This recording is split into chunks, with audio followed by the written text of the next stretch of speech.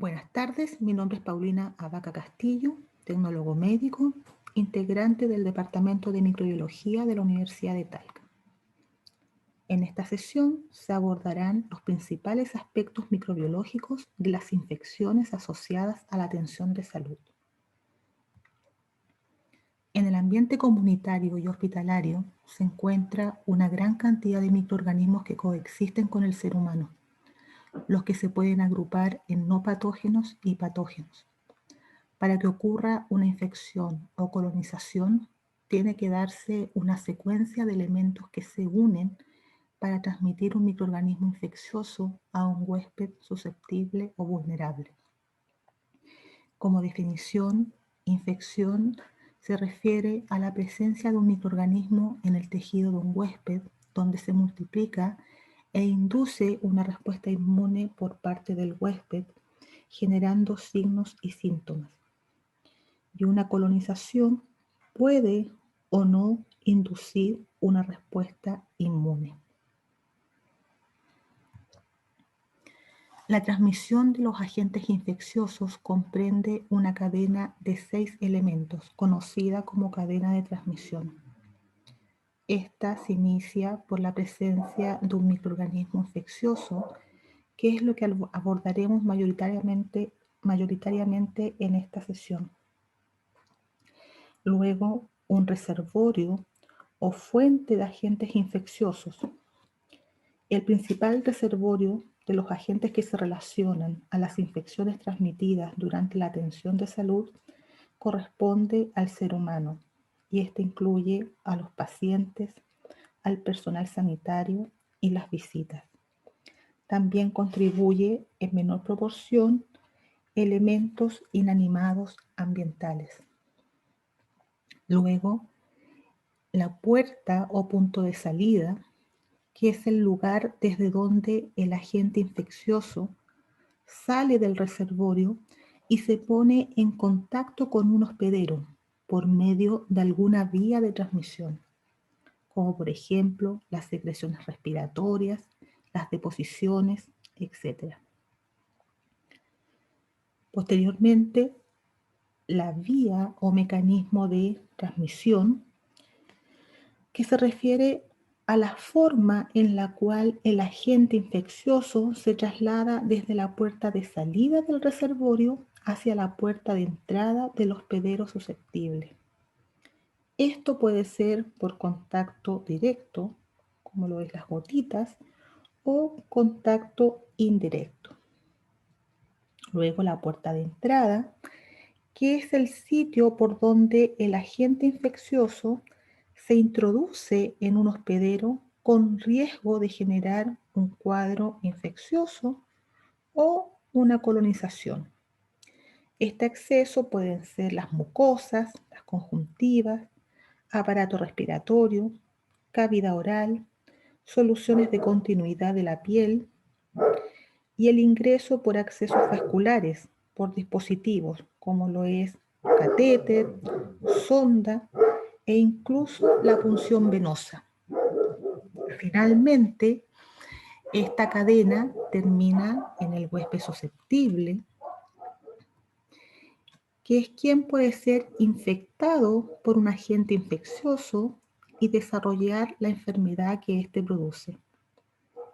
Algunos factores del huésped son relevantes para el desarrollo de la infección y también el grado con el cual se presenta este cuadro, tales como la edad, fundamentalmente las edades extremas, como lo es los pacientes prematuros y recién nacidos, y los pacientes de edad avanzada. El estado inmune, punto crucial, ya que los pacientes inmunodeprimidos son altamente susceptibles de contraer una infección asociada a la atención de salud.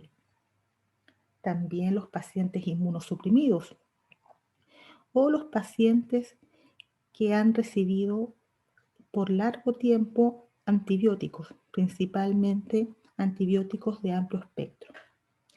También el estado nutricional, si el paciente ha sido sometido a algún procedimiento invasivo, alteraciones cutáneas por pérdida de continuidad de piel o mucosa, y también es muy importante la presencia de alguna comorbilidad, como por ejemplo diabetes, insuficiencia renal, etc.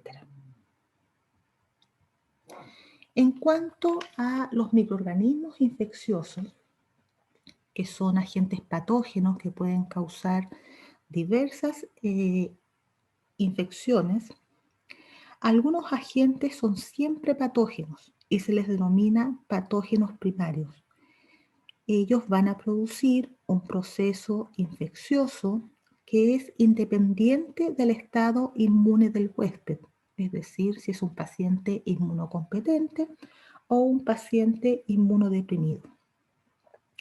Y también los patógenos oportunistas, que son aquellos que producen infecciones preferentemente cuando el hospedero tiene deficiencias en sus mecanismos de defensa. Dentro de los microorganismos están las bacterias, los virus, los hongos y los parásitos, siendo los tres primeros los que mayoritariamente se asocian a los cuadros de IAS. Los agentes infecciosos tienen distintas características que se relacionan con su impacto en la salud. Está el concepto de patogenicidad, que se refiere a la capacidad de un microorganismo de producir enfermedad o daño en el huésped. La virulencia, que es más bien una expresión cuantitativa, que se refiere a la capacidad relativa de producción de daño en el hospedador. La invasividad, que es la capacidad de un microorganismo para invadir tejidos y además multiplicarse. La dosis infectante, que se refiere a la mínima cantidad necesaria de microorganismos para que sean capaces de producir un cuadro infeccioso. Y otro concepto, el concepto de inmunogenicidad, que se refiere a la capacidad de inducir anticuerpos por parte del huésped.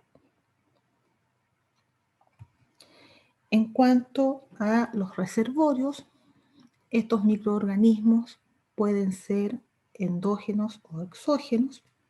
Los endógenos se refiere a los que forman parte de la microbiota del organismo, desarrollando una relación de comensalismo.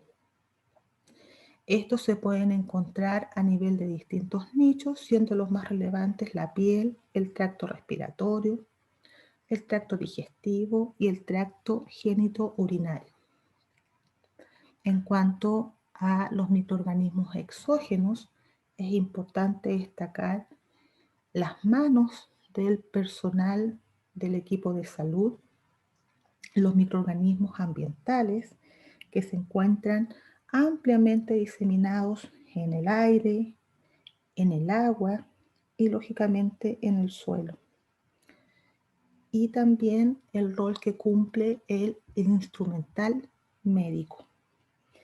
En esta tabla se muestran varios estudios que se han realizado a lo largo del tiempo y muestra los distintos microorganismos aislados en estetoscopios. Podemos ver que destaca Staphylococcus aureus, Staphylococcus epidermidis, bacilos gram negativos como Pseudomonas aeruginosa, Stenotrophomonas maltophilia y Escherichia coli. Además, también es importante destacar que la mayoría de los estudios, ¿cierto?, mostraron una contaminación de este instrumento médico con una contaminación superior al 80%. Otro ítem muy importante que se tiene que abordar cuando se habla de IAS es respecto a los biofilms, que se define como organizaciones microbianas compuestas por microorganismos que se adhieren a las superficies, ya sea animadas o inanimadas, gracias a la secreción de un exopolímero. Estas biopelículas se caracterizan por tener ciertas propiedades, como lo es su heterogeneidad, que se refiere a la capacidad de formar biofilms por verdaderas comunidades microbianas, lo cual implica o explica que no se restringe a solamente un grupo específico de microorganismos. Además, se conforma mayoritariamente por agua y por macromoléculas de distinta naturaleza. También se sabe que estas biopelículas están conformadas por diferentes microambientes. Estudios con microscopía focal indican que al interior de un biofilm las concentraciones de nutrientes, oxígeno y pH, entre otros factores, es variable. También existe otro concepto que se asocia a los biofilms, que es el de quorum sensing, que se refiere a la presencia de proteínas reguladoras y que se encargan en cierta medida de controlar el crecimiento de estos biofilms. Pero lo que tiene un mayor impacto de estas biopelículas es la alta resistencia que presentan a las defensas del hospedero, a los agentes antimicrobianos y también a los detergentes, lo cual se traduce en que una vez que se forma un biofilm es muy difícil lograr su erradicación. Es por eso que cuando se establece un biofilm en una determinada superficie, esto se considera como una verdadera estrategia de supervivencia. Como ya hemos mencionado, estas biopelículas se pueden establecer en superficies animadas como inanimadas. Dentro de las superficies animadas es importante indicar que contribuyen en forma importante al desarrollo de diversas infecciones, como por ejemplo cuadros de otitis. Pero también se sabe que los biofilms también pueden tener un rol protector, como por ejemplo los que se generan a nivel vaginal. Relacionado con el punto anterior, en cuanto a la tabla del estudio en los estetoscopios, podemos ver que distintos instrumentales médicos, ¿cierto?, son blanco para el desarrollo de estos biofilms, como lo son las prótesis, implantes, catéter, sonda y los equipos de ventilación mecánica. En esta tabla, extraída, ¿cierto?, de este documento del año 2005, podemos ver una lista de infecciones humanas donde está involucrado el desarrollo de un biofilm. Destaco la caries dental, como ya había mencionado, la otitis, osteomielitis, la neumonía por fibrosis quística, entre otros.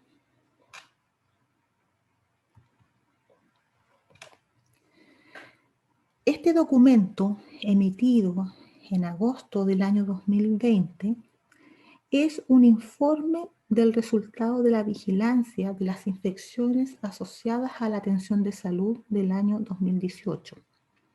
De él se puede extraer información relevante. Dentro de ella tenemos, ¿cierto?, esta tabla donde se indican las infecciones de mayor prevalencia entre el periodo 2014 y 2018. Y se puede apreciar que la principal infección fue las infecciones urinarias, seguidas por la neumonía sin ventilación mecánica, cuadros de bacteriemia o septicemia, infección derioperatoria, infección gastrointestinal y neumonía con ventilación mecánica. En forma específica, también se puede extraer de este informe cuáles son los agentes más frecuentes en las infecciones del tracto urinario asociados a catéter urinario permanente, donde se puede observar que el microorganismo cierto más frecuente fue Klebsiella pneumoniae, seguido de Escherichia coli, Pseudomonas aeruginosa, Enterococcus fecalis y Candida albicans. En cuanto a los agentes más frecuentes de la herida operatoria en adultos, destaca Staphylococcus aureus, seguido por Klebsiella pneumoniae. En esta otra tabla muestra los agentes etiológicos en prótesis de cadera de adulto, donde podemos ver que también, ¿cierto?, la lista la lidera Staphylococcus aureus, también seguido por Klebsiella pneumoniae. En cuanto a los agentes más frecuentes en las infecciones del torrente sanguíneo, también la lidera Staphylococcus aureus, seguido de Staphylococcus epidermidis, Klebsiella pneumoniae, Pseudomonas aeruginosas, entre otros. Ahora, específicamente, ¿cuáles fueron los agentes etiológicos en esta infección del torrente sanguíneo, pero en pacientes adultos con catéter venoso central? Aquí podemos ver la alta frecuencia de Staphylococcus epidermidis, seguido por Staphylococcus aureus, Klebsiella pneumoniae, Pseudomonas aeruginosa, diversos Staphylococcus coagulasa negativos, etc. También está o se revela en este informe los agentes etiológicos más frecuentes en la neumonía en pacientes con ventilación mecánica, donde acá aparece en primer lugar Pseudomonas aeruginosa, Klebsiella pneumoniae, Staphylococcus aureus, Acinetobacter baumannii, Escherichia coli, etc. Esta otra tabla, aquí podemos ver los agentes identificados en infecciones gastrointestinales en lactantes. Y aquí, cierto, ya hay una diferencia porque quien lleva la delantera son agentes virales, como lo es rotavirus, norovirus, adenovirus, lógicamente, cierto, entéricos, Clostridioides difficile, enterovirus y también aparece Escherichia coli. En cuanto a los agentes identificados en infecciones respiratorias agudas, virales, en lactantes, podemos ver que aparece en primer lugar virus respiratorio sincicial, virus de la parainfluenza, específicamente el serotipo 3, rinovirus, adenovirus en este caso respiratorio, metaneumovirus, etc. Y finalmente, ¿cierto? También destaco esta tabla donde muestra los brotes notificados en el servicio de adultos del año 2018 y aquí podemos ver, ¿cierto?, la aparición de Clostridioides difficile, agentes bacterianos, virus e incluso hongos como Aspergillus. En base, entonces, ¿cierto?, a esta información, como ustedes, ¿cierto?, ya se dieron cuenta, la mayoría de los patógenos se van repitiendo, por lo tanto, hablaremos, ¿cierto?, de los más frecuentes en lo que queda, ¿cierto?, de esta sesión. Empezaremos por las bacterias, que son estructuras procariontes, que solamente son visibles con la ayuda de un microscopio. Las bacterias se pueden distinguir entre sí por su morfología, lo cual lo podemos, ¿cierto?, apreciar cuando las bacterias, ¿cierto?, se tiñen en el laboratorio. Dentro de las tinciones, ¿cierto?, mayormente empleadas está la tinción de Gram, que en cierta medida, ¿cierto?, sirve para estandarizar a nivel universal, que todos podamos entender, ¿cierto?, a qué características estructurales y morfológicas, ¿cierto?, hace alusión la información que se está dando. También, ¿cierto?, hay propiedades metabólicas, antigénicas y también genéticas, ¿cierto?, que son propias de cada tipo bacteriano. Ahora, en cuanto a la tinción de Gram, como yo ya les había mencionado, podemos, ¿cierto?, principalmente clasificar las bacterias en base a su forma, una forma más bien bacilar, ¿cierto?, que recibe el nombre de bacilo, y esta forma, ¿cierto?, esférica que se conoce con el nombre de cocácea. Dependiendo, ¿cierto?, del resultado de esta tinción, que es una tinción de tipo diferencial, vamos a tener las bacterias Gram positivo, que son aquellas que al observarlas al microscopio se observan de un color azul o violeta, y aquellas bacterias que se ven de un color rojo se denominan bacterias Gram negativo. Ahora, que una bacteria se tiña rojo, se tiña azul o violeta, es en respuesta a su estructura. Entonces acá podemos ver que las bacterias Gram positivos se caracterizan porque tienen un mayor peptidoglicán en comparación a lo que poseen las bacterias Gram negativo. Ahora, dentro de las bacterias empezaremos con Staphylococcus aureus, que es una cocácea Gram positivo, que tiene una distribución más bien en racimo.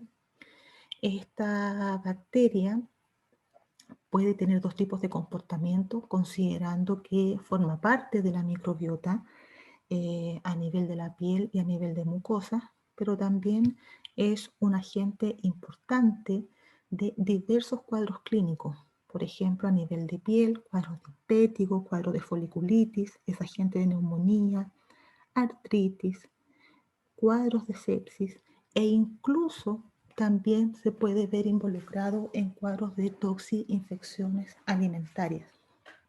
En esta otra tabla, acá podemos ver la clasificación de distintas especies del género Staphylococcus, donde aquí, ¿cierto?, aparece también Staphylococcus epidermidis, que lo vimos también como un agente de IAS en la información que les mostré anteriormente.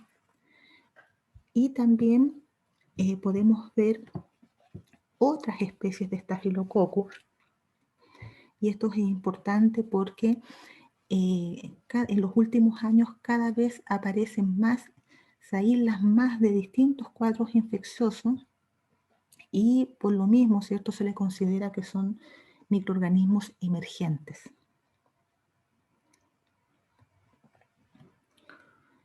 Otro género bacteriano, Enterococcus, esta es una cocácea Gram positivo, también forma parte de la microbiota intestinal. Existen varias especies, pero las más relevantes, porque son las que mayormente se aíslan en la clínica, es Enterococcus faecium y Enterococcus fecalis. ¿De qué cuadros infecciosos, cierto? ¿O qué cuadros infecciosos pueden producir mayoritariamente? Infecciones del tracto urinario, infecciones de herida, endocarditis, etc. Otro grupo importante, muy abundante y diverso, es la familia Enterobacteriaceae, que está entonces conformado por las llamadas enterobacterias. Estos observan al Gram como bacilos Gram negativo, y como ustedes aprecian acá en esta tabla, por el mismo hecho de que es una familia que está constituida por muchos géneros bacterianos. Estos a su vez se pueden clasificar como patógenos primarios o patógenos oportunistas. Entonces, en base a lo que comenté en la diapositiva anterior, un patógeno primario, ¿cierto?, es aquel que teniendo contacto con un huésped independiente de su estado inmune va a producir un cuadro infeccioso, lo cual se va a desarrollar o manifestar como una enfermedad, y un patógeno oportunista que va a afectar a pacientes principalmente con eh, una deficiencia en su sistema inmunológico. Ahora, dentro de las enterobacterias, ¿cierto?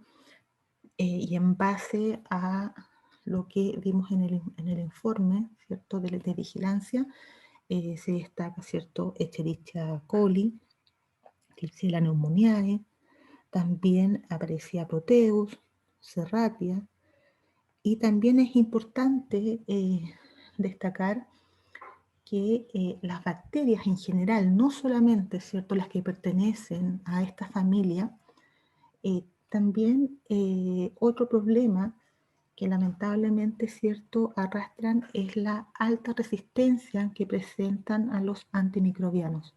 Y este grupo no es la excepción. Y acá destaco, ¿cierto?, la alta resistencia que tiene Klebsiella pneumoniae a los distintos antibióticos. Otro grupo son los bacilos gram negativos no fermentadores.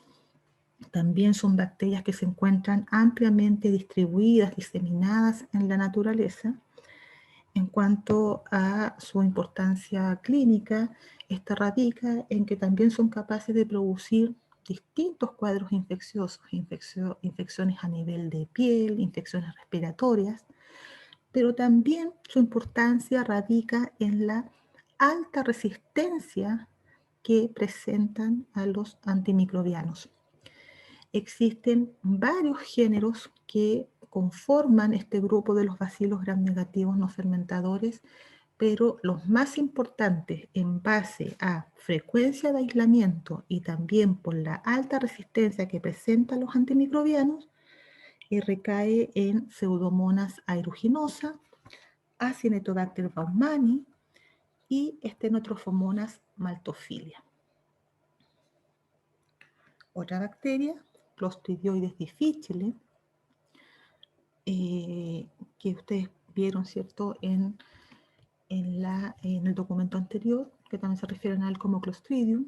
Eso es porque ese es el nombre antiguo que esta bacteria tenía, pero a partir del año 2016 se reclasifica y su nombre actual es Clostridioides difficile. Esta es una bacteria anaerobia estricta, es decir, que para crecer ella no requiere oxígeno, es un bacilo gram positivo y es una bacteria que también se encuentra ampliamente distribuida en el medio ambiente, pero también forma parte de la microbiota del intestino humano y también de animales. ¿Cuál es la importancia clínica de esta bacteria? Es que se asocia a lo que se conoce con el nombre de diarrea asociada a Clostridioides difficile. Y esta es una de las más importantes infecciones asociadas a la atención de salud. Ahora, el desarrollo de esta diarrea se asocia fundamentalmente a que el paciente haya recibido por un largo tiempo antibióticos. Dentro de los antibióticos que mayoritariamente se asocian a que pueden, ¿cierto?, producir o inducir este cuadro en el paciente, está la ampicilina, amoxicilina, cefalosporinas y clindamicina. Ahora, ¿esto cómo se presenta? ¿Cuál es la clínica que va a presentar el paciente? Puede ser desde una diarrea leve hasta el desarrollo de un cuadro que se conoce con el nombre de colitis pseudomembranosa fulminante. En cuanto al tratamiento, se recurre a antibióticos que lógicamente no inducen esta diarrea que se asocia, ¿cierto?, a la administración de antibióticos, y esos son la vancomicina, metronidazol, y en los últimos años también, ¿cierto?, la aplicación del trasplante fecal. También eventualmente se puede administrar probióticos. Acá les muestro, ¿cierto?, estos reportes.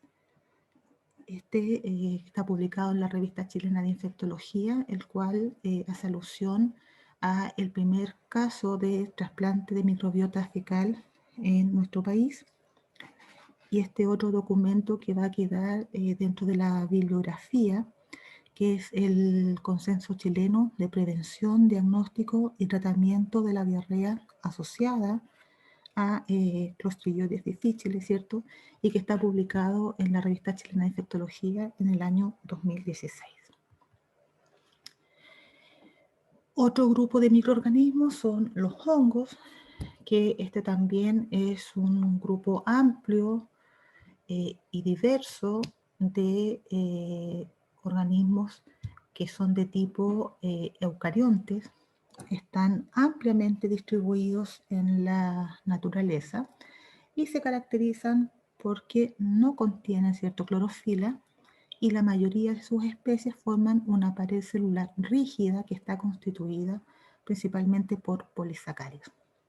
Dentro de los hongos que tienen importancia en la clínica, tenemos los hongos filamentosos, donde los más importantes son los que pertenecen al género Aspergillus, Fusarium, otro grupo que son los mucorales, y el otro grupo son los hongos levaduriformes, es decir, las levaduras, donde el género más importante es el género Cándida.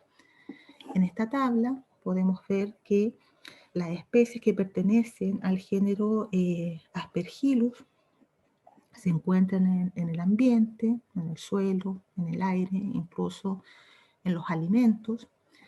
Y la principal vía de entrada al huésped está dado por la vía aérea, por la inhalación y también a través de la contaminación de heridas. En cuanto a Cándida, aquí podemos ver que su hábitat es las mucosas y la piel, y su ingreso al organismo puede ser por translocación en la mucosa digestiva y también por inoculación por algún tipo de dispositivo o contaminación de soluciones parenterales. También, lógicamente, destacar o resaltar también el rol que tiene en la transmisión de cándida las manos del personal sanitario. Entonces, como ya lo habíamos comentado, el género Cándida, las distintas especies del género Cándida pueden conformar parte de la microbiota a nivel de piel, mucosa, a nivel oral, gastrointestinal y genitourinario. En general se considera que es un agente de tipo oportunista que puede ser capaz de producir infecciones de tipo localizada o diseminada, las cuales reciben el nombre de candidiasis. En este género, la especie más importante en cuanto a aislamiento de distintos procesos infecciosos y también, ¿cierto?, en base a su patogenicidad es Candida albicans, pero también es importante destacar que no es la única especie, las otras también se aíslan en distintos procesos infecciosos como lo es Candida labratas, Candida tropicalis, y destaco incluso Candida auris, que es una levadura emergente que tiene también o presenta una alta virulencia, y además es una levadura que es altamente resistente a los antifúngicos.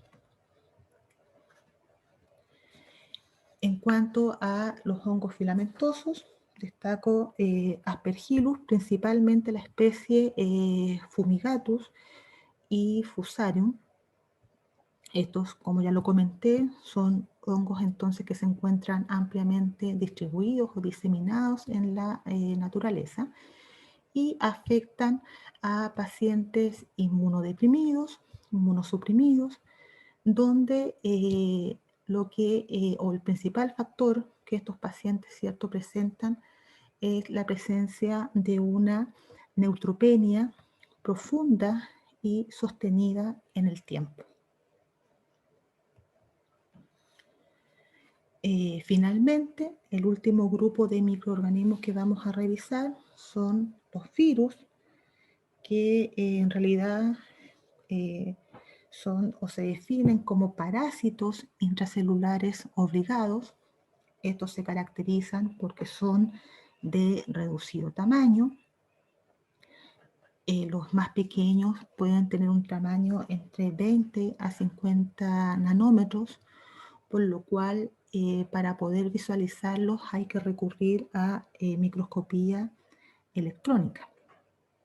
Ahora, en cuanto a sus características, indicar que solamente presentan un tipo de material genético, es decir, presentan ADN o ARN, el cual, ¿cierto?, está protegido por una estructura proteica que recibe el nombre de cápside. Ahora, esta estructura proteica puede adoptar principalmente dos formas. Una es la simetría icosaédrica, que es la que se observa en esta figura, y la otra es la simetría helicoidal. También eh, algunos virus, porque no todos lo presentan, en ellos puede estar esta estructura externa, que también se ve en esta otra figura, que recibe el nombre de envoltura. Esta es de naturaleza lipídica, y eso es importante porque esto determina la labilidad del virus al medio ambiente y también su susceptibilidad a distintos agentes químicos como jabones, detergentes, desinfectantes y también a altas temperaturas. Finalmente, indicar que aquellos virus que no presentan esta estructura, ¿cierto?, externa, que se conoce con el nombre de envoltura, se dice que son virus desnudos, y aquellos que la presentan, virus envueltos, independiente que presenten o no esta estructura externa. En el caso de que no la presenten, ¿cierto?, desde la cápside, en el caso de los virus desnudos o en los virus envueltos, ¿cierto?, desde su envoltura pueden, ¿cierto?, nacer estas verdaderas espículas que son de naturaleza glicoproteica y que van a cumplir un rol fundamental porque van a ser las encargadas de unirse a la célula receptora. Ahora, dentro de los agentes virales, ¿cierto?, que mayormente aparecen en estos cuadros de IAS, tenemos a rotavirus, que pertenece a la familia Rheoviridae, presenta una simetría icosaédrica sin envoltura, su material genético es RNA, y aquí cierto, una excepción porque a pesar de que es RNA, presenta una doble cadena. Rotavirus se transmite habitualmente por la vía fecal oral, se caracteriza porque presenta una alta contagiosidad y además requiere una muy baja dosis infectante para poder generar un cuadro infeccioso. En cuanto a la clínica, indicar que esta se presenta principalmente con vómitos, con una diarrea acuosa que puede tener hasta una semana aproximadamente de duración, y también eventualmente la presencia de fiebre y dolor abdominal. La intensidad, ¿cierto?, de la gastroenteritis también va a depender desde un cuadro, ¿cierto?, incluso asintomático o con una muy baja sintomatología, hasta un cuadro más intenso que cursa con deshidratación y que incluso puede llevar a la muerte. La importancia, ¿cierto?, de rotavirus radica en que es la causa más común de diarrea severa en niños. De hecho, se considera que es una diarrea altamente deshidratante por el hecho de cursar la mayoría, ¿cierto?, de las veces con vómitos y diarrea. Además, desde el punto de vista epidemiológico, en los países en vías de desarrollo, es una de las principales causas de mortalidad infantil. Norovirus pertenece a la familia Caliciviridae. También es un virus de simetría icosaédrica, no presenta envoltura y su material genético es RNA monocatenario. Norovirus representa una causa importante de gastroenteritis, pero a diferencia de rotavirus, ¿cierto?, que afecta mayoritariamente a niños y lactantes, norovirus, ¿cierto?, es capaz de afectar a todos los grupos etarios, generando cuadros esporádicos y también brotes colectivos. ¿Cuál sería la explicación a esto? Es que norovirus tendría, ¿cierto?, una gran capacidad de generar nuevas variantes, los cuales, ¿cierto?, tienen una alta capacidad de diseminación y también, ¿cierto?, se requiere una baja dosis infectante y finalmente indicar que presenta una alta resistencia a las condiciones ambientales, incluso a el cloro, por el hecho, ¿cierto?, de ser un agente de cuadros, ¿cierto?, gastrointestinales. Se explica o se entiende que entonces que la transmisión es a través de la ingestión de alimentos y agua contaminada, también, ¿cierto?, de persona a persona y por contacto con superficies contaminadas. Otro agente viral, pero de cuadros respiratorios, es el virus respiratorio sincicial. Este es un virus que presenta simetría helicoidal, presenta envoltura y su material genético es RNA. Su importancia radica en que es el agente viral más importante de infecciones del tracto respiratorio inferior y afecta mayoritariamente a la población pediátrica, principalmente a los lactantes. En los últimos años también se destaca que virus respiratorio sincicial también puede afectar a ancianos e incluso, ¿cierto?, a pacientes trasplantados de médula ósea. Existen factores de riesgo que hacen, ¿cierto?, a un huésped mucho más susceptible de contraer infecciones por el virus respiratorio sincicial, como lo es los pacientes prematuros, pacientes que presentan un bajo peso al nacer, la falta de lactancia materna y también estar expuesto, ¿cierto?, a un ambiente contaminado con humo del tabaco.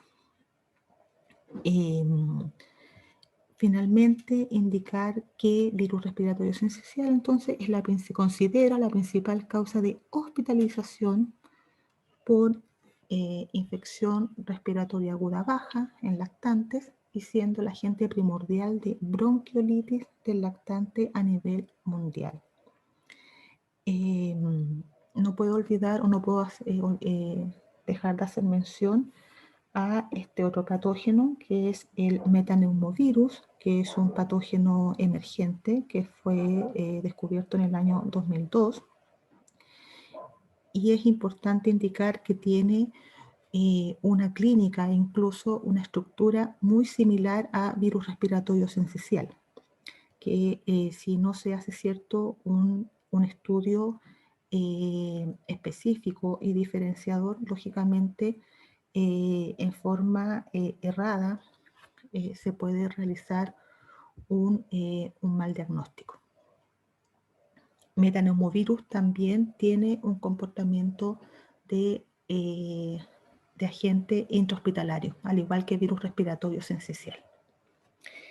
Y para terminar, coronavirus Este es un virus cuyo el material genético es RNA, presenta una simetría helicoidal, presenta envoltura y en general coronavirus es capaz de producir principalmente infecciones respiratorias, pero también puede provocar infecciones entéricas y neurológicas. Su hospedero natural son los animales y en la evolución se puede transmitir al ser humano. Históricamente, 4 especies de coronavirus eran las que afectaban al ser humano, generando mayoritariamente infecciones respiratorias altas. Pero a partir del año 2002 aproximadamente, emergen nuevos tipos capaces de provocar infecciones respiratorias bajas, graves, que a su vez presentan una alta letalidad. En el año 2003, en China, se desarrolla el síndrome respiratorio agudo severo o también grave, y cierto, se asoció al SARS-CoV y alcanzó una letalidad de un 10%. Luego, en el año 2010, el síndrome respiratorio de Oriente Medio, por el lugar donde se presentó, y cierto, no tuvo un mayor impacto porque solamente quedó confinado a esa zona geográfica. Y a partir del año 2019, la aparición, ¿cierto?, del SARS-CoV-2, responsable de causar la enfermedad COVID-19, que presenta una sintomatología similar a la gripe y en los casos más graves se asocia al desarrollo de una infección respiratoria aguda grave y que además, ¿cierto?, puede producir un cuadro, ¿cierto?, o una falla multisistémica. Ahora, los primeros casos detectados, ¿cierto?, se originaron en la ciudad de Wuhan, China, y los análisis de secuencia genómica han podido señalar al murciélago como un probable reservorio que facilitó la transmisión de este virus a hospederos intermediarios, como por ejemplo el pangolín, dentro, ¿cierto?, de muchos animales y también, ¿cierto?, el ser humano. Esta capacidad de salto de especies asociado a la globalización, al alto tráfico de viajeros, permitió su rápida diseminación en el mundo, motivo por el cual el 11 de marzo del año 2020 la Organización Mundial de la Salud declara pandemia por COVID-19.